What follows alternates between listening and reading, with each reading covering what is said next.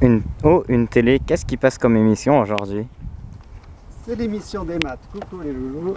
Donc hier je vous ai parlé avec la vache des deux sortes de pourcentage d'une partie d'un ensemble, pourcentage d'évolution. Aujourd'hui on parle un petit peu du pourcentage d'évolution.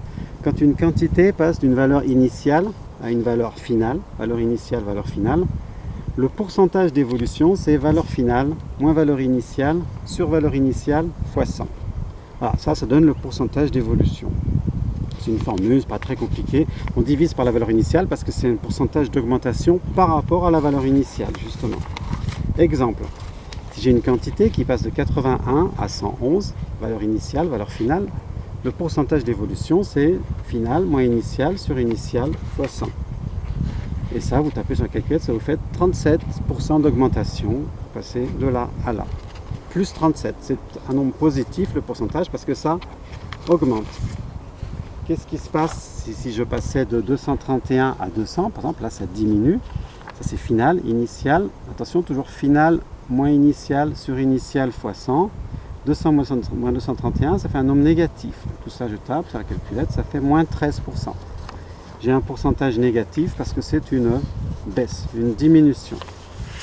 Ok, et ben voilà, ça c'est pour quand on vous donne les deux valeurs, attends c'est pas fini, quand on vous donne les deux valeurs pour trouver le pourcentage d'évolution. Il y a un petit piège auquel il faut faire attention.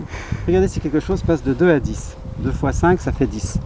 Donc une quantité a été multipliée par 5. Quel est le pourcentage d'évolution quand on multiplie une quantité par 5? Eh bien, on va faire finale moins initiale sur initiale fois 100. Et on constate que multiplié par 5, ça correspond à augmenter de 400%. D'accord? Fois 5, 400%. C'est un petit peu le piège. Hein. Donc x5, c'est pas 500%, c'est 400%. Comment ça peut s'expliquer ça? Regardez, je vous ai fait un petit dessin. Si au départ j'ai une chose, si j'ajoute 4 fois ce que j'avais, c'est-à-dire j'augmente de 400%. Pour 100, j'en rajoute 400. Pour 1, j'en rajoute 4. Donc pour une chose, j'en rajoute 4 fois ce qu'il y avait. En tout, je me retrouve avec 5 fois la quantité de départ. Donc en fait, quand on multiplie par 5, ça revient à rajouter 4 fois ce qu'il y avait au départ. Donc multiplié par 5, c'est augmenté de 400%. Bon, dans les prochaines leçons qui vont suivre, on vous reparlera mieux des pourcentages d'évolution, notamment avec les coefficients multiplicateurs. Ne manquez pas les prochaines leçons. Au revoir. Vous pouvez voir un glacier magnifique en face au fond.